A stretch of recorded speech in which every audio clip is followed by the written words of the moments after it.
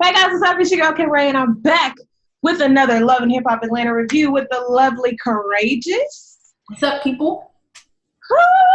So we are here to talk about episode 7 of season 9. We see that we had an altercation ensue between these two duos here. So we're going to go ahead and get into this review. But first, make sure you have subscribed to our respective channels down below, and you have followed us on Instagram and Twitter at the links in our description box, and comment what you thought about this week's episode. All right? This one was hot. Yes, it was hot. It was definitely hot. Hot tea. So we start off the episode with our Kobe gonna make himself known in the videos, okay? We start off the episode with the COVID-19 announcement, per usual. I'm like, y'all gonna hit this nail on the head till you bust a hole in the wall, okay? I don't know if I'm tripping though. I think this is the first time I heard them mention anything about the audio being bad. Sierra mentioned, she threw that in there. I know they usually talk about the scenery and all this other stuff, but I think this is the first time they said something about the audio. And you know, I don't think I really noticed that because I was just so focused on her reading, like her following the lines like this as she was reading. So, okay, they made sure to mention the audio. Got it. All right, so Kiyomi and Cheyenne, we pick up where we left off last week of this fight between Kiyomi and Cheyenne. Nobody is fighting Shooter. Scrap as the brother has not stepped in, but it is Kiyomi and Cheyenne fighting. Erica and Safari trying to see what's going down, and Jock just trying not to get his spot just messed up. Let's talk about this. This ran my blood pressure up. It did, because you know the thing about it is Kiyomi, I understand where Kiyomi's coming from, because I remember being like this, to where you don't want to be out in the streets looking like you're not a united front, so you don't want them to see you sweat. So you act like you cool with everything, you act like you know what's going on, and then you wait till you two get outside to say, she did what? She knew what? How this? Where we at? Where that? But as a woman, you know, you should aspire to just want to be a little bit more, because whether you have an open relationship, fine, but to see this woman who is clearly hurt and crying and everything, you would think that you would take notice of the fact that she's not in on it. So why are you going in on the girl when all she did was love the dude? Kiyomi is going in way too hard on Cheyenne. Cheyenne, clearly when they met up, she was talking to him about all of these different things. Now, when she asked Shooter, like, has she been seeing your kids or whatever, I thought that was going to be the time where she addresses him in front of her type thing. But he's showing his butt right now, because everything that he's been telling Cheyenne is not what he's been telling Kiyomi. And ooh. And he's clearly made a choice of who he's going to side with. But as a woman, when you see a man treat another woman like that, what you think he going to treat you?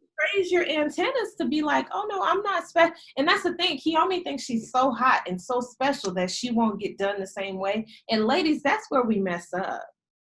That's where we mess up now. Like, she just, calling her basic. You don't even know the girl. You don't even know her. She, quote unquote, contradicted herself. Contradicted her position, rather. Because she told Cheyenne, after she found out that Cheyenne had been around his kids, and Shooter did not answer that question, she was like, well, that's probably something he do to all the B words out here. I'm not going to say it because we're on YouTube. But she was like, that's something that he probably do to all the B words. He probably take all the B words around his kids. Oh, you talking about later? You talking about later on? This happened up in here. Nah, this happened during the argument. When she kept saying, I done been around his kids, we done been messing around for 2-3 years, and she was like, I didn't know all that. Like, you probably think you special, because that's what Kiyomi was telling Cheyenne. She was like, you probably think you special because you didn't been around his kids. I thought she said that when they did the meetup of these pictures. Yeah, that's what I'm talking about. Oh, I'm talking about in the bar earlier. Oh, no. I'm Okay, sorry. keep going. But, yeah.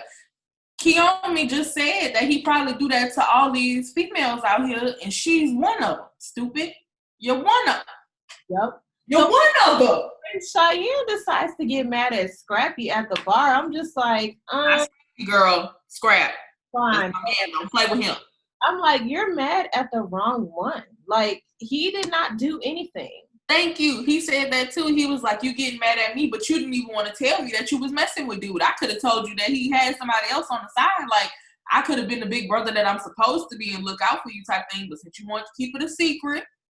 Or I could have been the big brother and told you not to even mess with him because I already know what he about. Like, come on. Come on. All right. We see this cute little package of Erica and Safari just to see the parenting has been great and all of that. They ain't even really, we didn't even see too much, just like a cutesy package. I mean, I'm here for it. I like them. I also got Safari's album just to say I got it, girl. Strut! When they did Erica's confessional. The top. The top. The top. It wasn't the top. It was the bottom because if I ever do something like that, somebody let me know. Let me know now because it's understandable. Some people probably gonna be like, she breastfeeding, she pregnant. I mean, she was pregnant, gained a little weight, whatever. No, because the top wasn't pregnant. The top ain't gained a little weight, and it could have been changed and adjusted to fit, her body at this point. But I feel like her cleavage was all the way out. Yeah, she just was covering the areolas and that's it. Honestly, that's exactly what I said when I was watching. I was like, oh, yeah, she wanted to be out that day. I was very surprised to see that she took Kiyomi's side in this. I wasn't. I was. We're going to save that for in a little bit. Let's talk about Pigeon Forge. So the ladies are still at Pigeon Forge. And they're wrapping up the trip last couple nights. And we could talk about their whole little thing. They whole little thing right now. I can't. What is he doing? People are asking about how to do that pass, no pass option. Okay, so the ladies are still in Pigeon Forge, and Shekinah and Spice are still going at it. It was a lot for me. Shekinah and Spice. Yeah, Spice took it to a whole new level when she said her lungs were gonna. What did she say? They were gonna give out. That was the next thing to go was her lungs. Well, even all of that, it just was like, bro, this is so high school. Like, Sierra's pouring up drink. Bambi is sitting there crying. Spice and Shekinah going back and forth. And it all started because Carly and Sierra got back cool, who've already been friends. Shekinah want to know about it. She feel like Sierra being sassy. I'm just like, this is clearly filler fluff for the cameras. Because I'm like, this is how they can't be this old acting like that for real. I feel like it started because I feel like Spice tried to project her energy about Shekinah onto everybody else. And because after that, Carly was talking some type of way to Shekinah. Now, on the bus, particularly, I don't think that Sierra was coming for Shekinah in no type of way. She was basically just saying, like, it's not everybody's business to bring it up. And I felt like I was on Shekinah's side for most of the show because, like, she was kind of like the innocent one from what we have seen. But asking about who was at fault and who wronged the other person, like, that's a bit much. Like, it don't concern you at all. So. I feel like that's Shekinah's character, though, to just be asking. And then usually people just kind of blow her off and laugh about it. And she's usually pretty lighthearted enough to just kind of laugh, even in her Shekinah way. But I think because, I don't know, maybe she was just tripping. Maybe they've been around each other too many days. Felt like she was being attacked. Yeah, it was just too much. And then to the point where they like trying to fight each other outside. I was just like, it's too much. And Shekinah, at that point, she was like, I didn't have too much work done. I'm too old for this. If I fall, everything gonna shut down. I was like, girl, you're right, because we was tweeting that. It's too much. It's too much to be fighting. And that's what I was saying. I don't fight. I don't argue. I just Spice.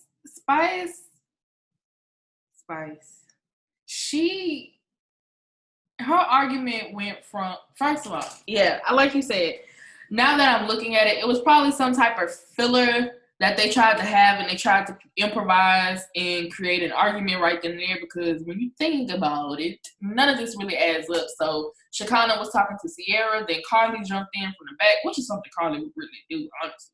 But then Spice started overreacting and kept saying she wanted to get off the bus, she wanted to do this, and then she started calling all of them fake people and saying that they all had fake friendships. And I'm sitting here like, you was just ha and kikiing with the rest of the people except Shekinah, so why is everybody else fake and that's the only person talking?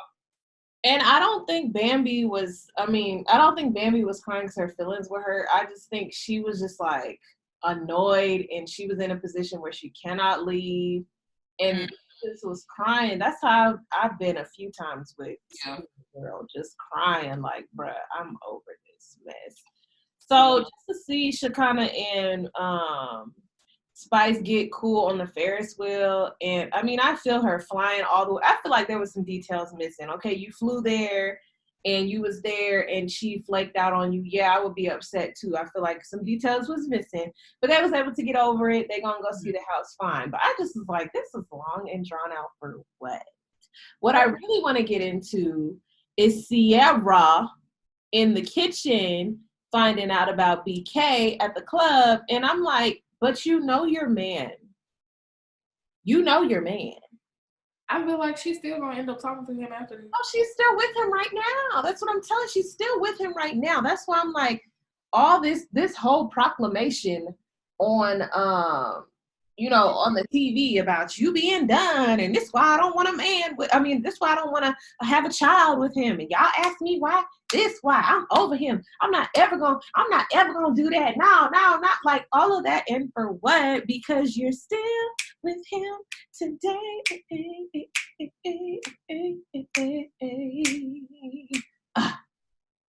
I thought we was having a dance off. Like, why? She had the nerve to bring my Jesus into this. Girl. The Lord has showed me sign after sign after sign, and my dumb self still decided to be with him. Well, look at you now. And it's a problem when you make these proclamations on a recorded medium, because it could just play over and over and over and over. And God forbid y'all get married because you have said some things. God forbid y'all have children and the baby grow up and see that her mommy and daddy, like, they didn't think they was gonna make it, and he wasn't the type. And to me, it's like, he's so goofy anyway. Even on next week's episode where we see him like laughing and printing out text messages, I'm just like, this don't even seem like for real. I feel like that's every kid on Love and Hip Hop. I mean, not on Love and Hip Hop, but every kid's parent on Love and Hip Hop. They have to watch their parents go through these things, and yeah. I mean, I'm gonna have to explain it to my kids when I'm just playing. Okay. So, that was the trip. So they're headed home. Bambi has not even told Scrappy yet about her being with child, and so that's gonna be nice to see next week. Now, Kiyomi and Erica meet up, and this is where you're saying that you were surprised Erica was on her side. I think that, let me just think here.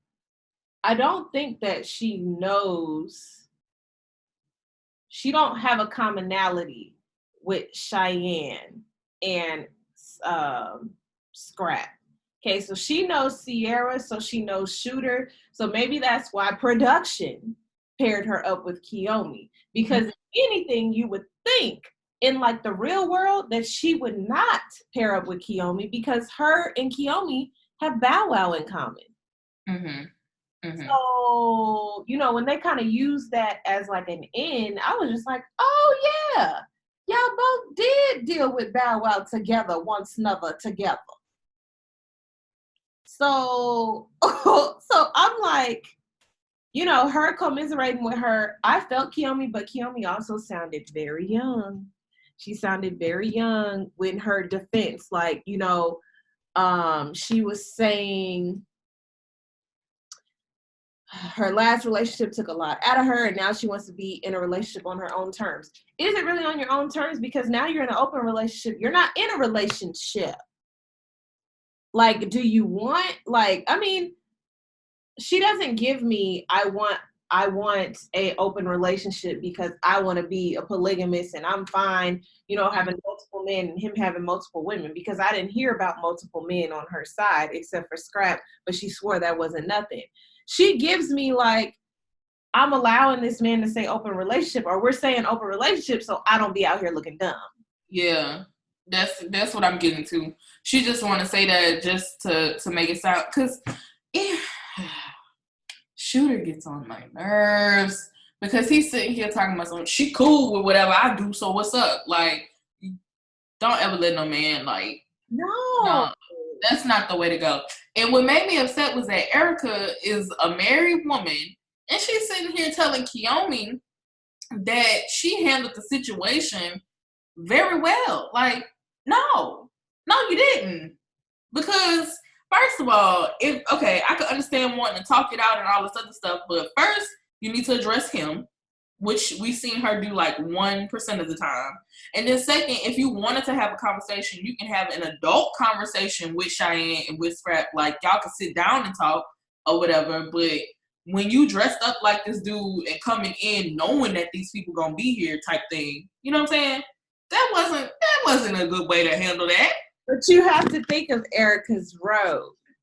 I think that, yes, Erica is delivered now, and she's a doting wife with a lovely newborn and living in Atlanta, and she's so in love, but we've seen her, you know, go through the trenches, and we've seen it all within the Love and Hip Hop franchise. So I think that for her,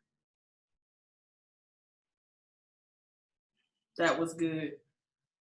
Because I'm just thinking, like, I'd be rooting for Erica because she's a Scorpio, but then at the same time, for her to say that she's siding with Kiyomi, I'm trying to find the rationale. And as I was talking, I realized I don't have one. So I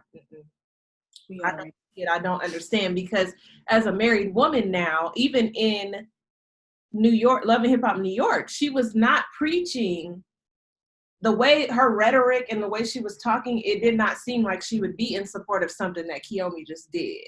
So never mind. I'm a little confused with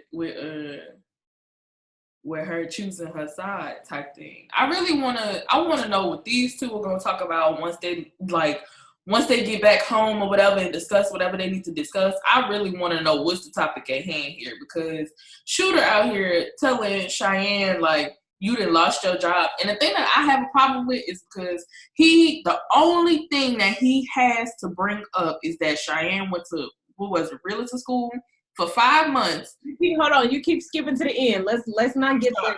Let's not get there, because I feel your energy and I'm right there with you. I'm right there with you. So before we get into that, we got Kiyomi. Erica's on Kiyomi's side. We see that they have established an alliance. Yeah. So you see where her alliance lies. The last thing I want to say before we get into that about BK having fake pages where he's following his exes, those are clear indications, Sierra. If you can hear me, Sierra, those are clear indications to stop messing with. If this franchise should just be called How to Not, or What Not to Do in a Relationship, or Who Not to Be With, or How to Know This Ain't the One. Like, I feel like this video should be assigned to be another sign to Sierra from the Lord. We were sent by my Jesus to tell you this ain't it.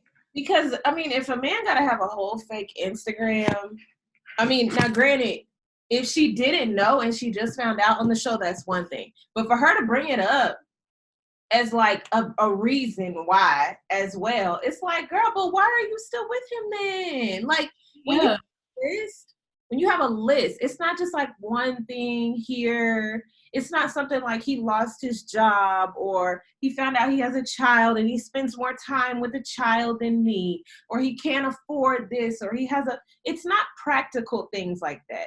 It's clear indications that he is stepping out on you multiple times. Like, taking it. And as long as she keep allowing him back in, he gonna continue to do the same thing. Because if I get away with murder once, I'm gonna try it again. Okay, we'll make a note of that. That you will do that.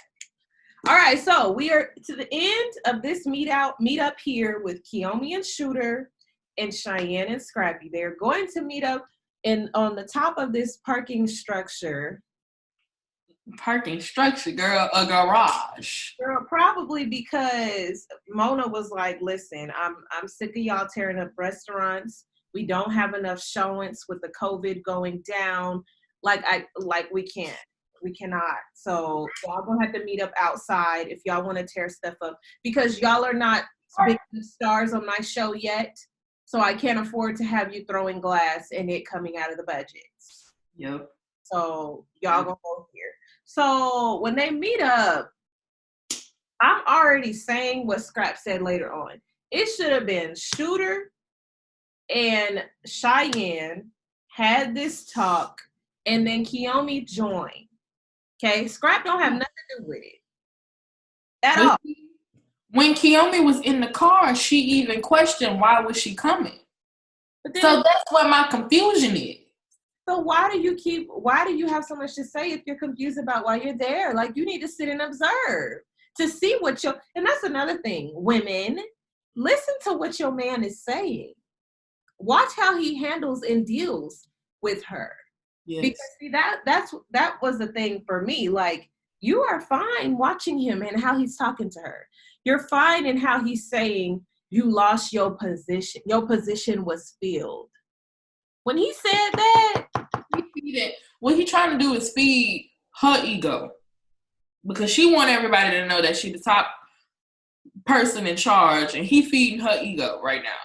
So everything that he's saying, I don't even believe that he's saying it with something behind it. I just believe that he's trying to please her because this is the only person that's going to allow him to have side pieces and do whatever he want to do and still have the best of both worlds.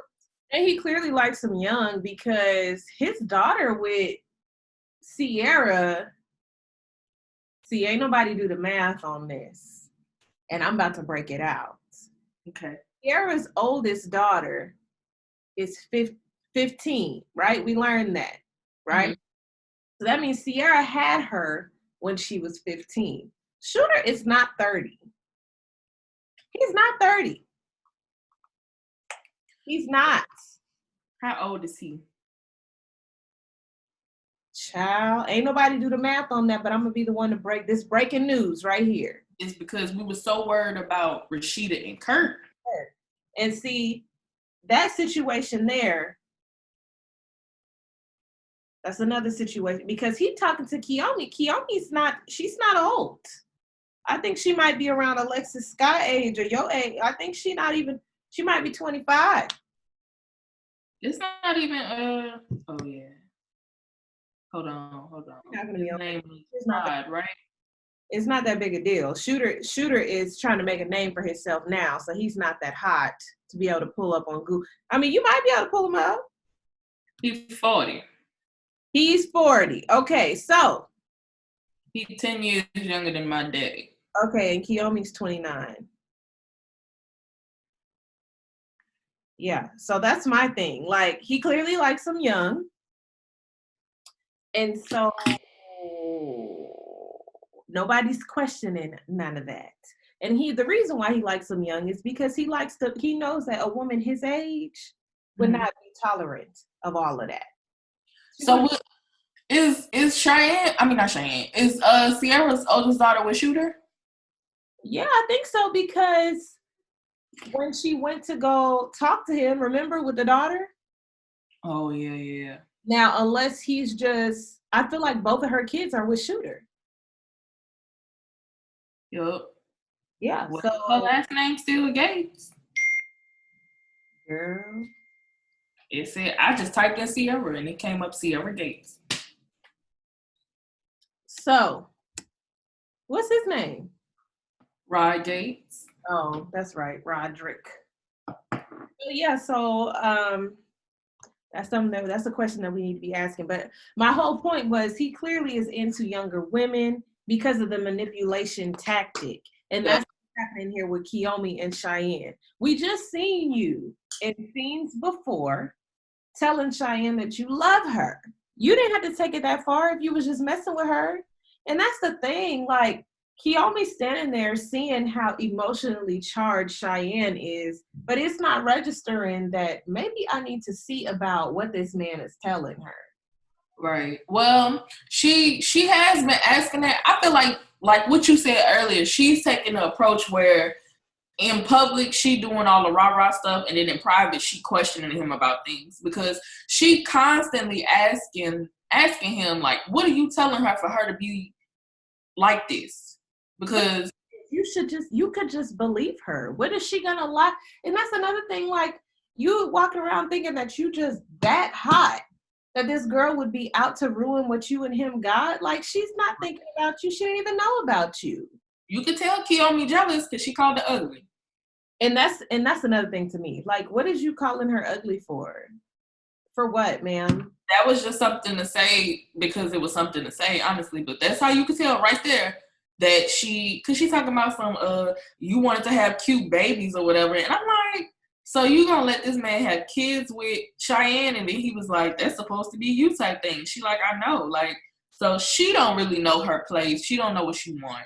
And then another thing is like, why do y'all be so eager to have these babies for these men who are like this?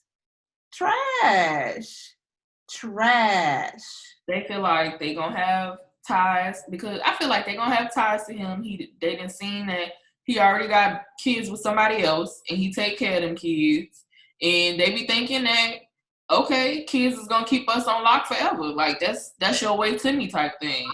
There's not a shortage of men, especially in Atlanta. So I just don't understand the thirst and the need for him.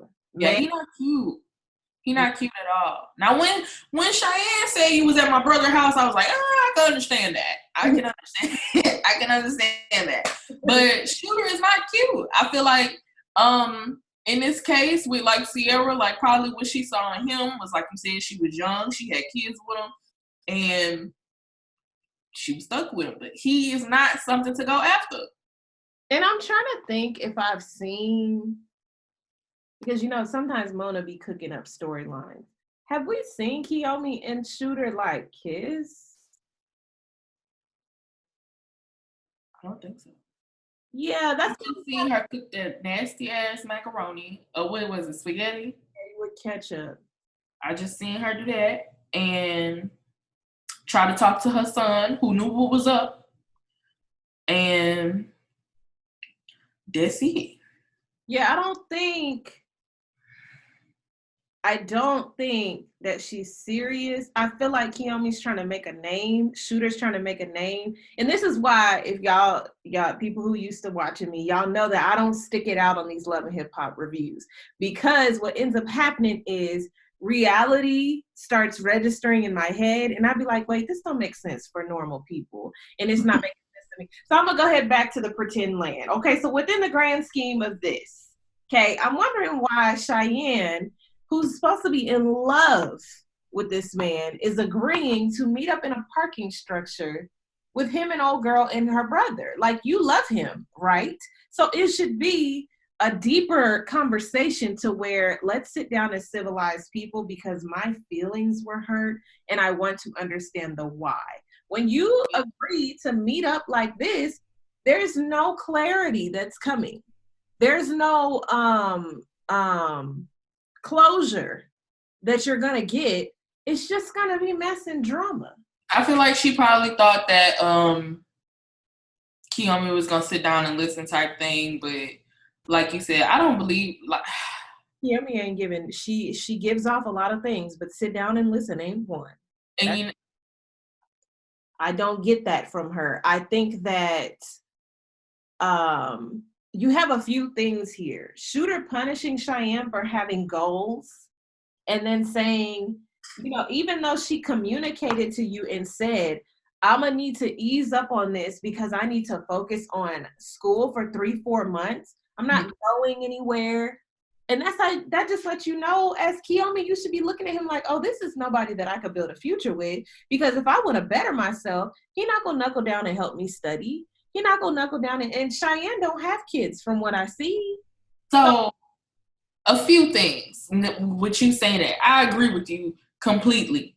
It's like, first of all, the only thing that Shooter has to say is that Cheyenne went off to realtor school to get her better herself for the whole situation. And Cheyenne is like, we reconnected after that. Like, you know what I'm saying? You still didn't say you was talking to nobody else. You had nobody else in the picture. We reconnected after that. So all this stuff you're saying, out the window. It's out the window. Next, what does Kiyomi do? Girl, she probably one of them Instagram models. And that's not gonna last. When you look at it, we have Cheyenne who's doing something for herself. We have Kiyomi who I just genuinely don't know what sis do. I never heard of her until she came onto the show. And so it's like, Shooter want to be with the person who don't have nothing going right now, but Instagram right here. Next, he's clearly about the looks of it, and Kiyomi's got her head so pumped up that she's like, oh, I look better. And that's the thing. That's what's always going to tear Black women down, is when you allow a man to interrupt the union. She could have chosen to see her good Black sis over there getting dumped and played because she went off to better herself. But she ain't see that. She chose to see another woman trying to move in on her man. And that's she keep asking Shooter, have you told these females about me? And he still never answered that question. And then it's like, if you look at their relationship or whatever it is, when Kiyomi asks these questions, Shooter either avoids answering them and replies with something else, or he just answers whatever she says. Shooter is never initiating a conversation or never saying, I'm trying to do this for the better of us, or, you know what I'm saying? Like, he never starts a conversation. He's just replying to what she says. And that right there tells you, like, this is not what's up. And it's just another indication of when, you know, women choose to hear what you want to hear. Yeah. And I think, you know, when we review these shows, I don't want y'all to think that, you know, we ain't been in these situations either, but in, you know, hindsight is 2020, and when you're able to see yourself all edited and see all that, they probably at home thinking the same thing. My thing is just to avoid a situation again. You have to advocate for women, period. Mm-hmm. When you see a man like in between two women, most women are not just gonna hop out the bag on you without being charged up by a man or whoever else is in the middle. Because sometimes it could be a woman, it could be a whole three-way type of thing. Okay, so I'm not just gonna say that it's all on the man, but people can have you charged up and thinking one thing, and the other party don't know nothing about you. Right. That's why I'm like, Kiyomi, like, you got so much to say, but you don't even, you thinking that y'all on a united front, but y'all really not. You don't have the facts fully. And as soon as you realize you on the way in the car, you need to be saying, I'm going to sit back and stay quiet and listen.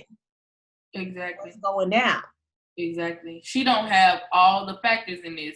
And it, like you said, it bothers me that she just don't shut up and listen. Because what I've learned is, if you messing with a dude, like, in undergrad, I was talking to some people, and every time, like, I wouldn't tell nobody who I would talk to, because people gonna talk. People gonna spill that tea. And that's how I found out all the information that I needed to find out. I never told nobody who I was talking to. And little did they know they was the ones spilling the tea on it. You know what I'm saying? And I just want her to shut up and listen. And even she deserves better, honestly. Kiyomi deserves better too.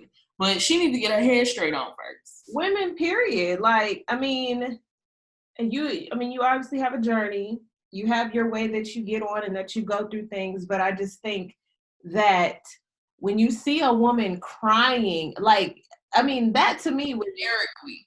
I would just stop and be like, okay, there's a lot of passion. She's got a lot of passion charged behind what's going on, and there's a reason. Ain't nobody gonna be bringing all that because y'all just messed around.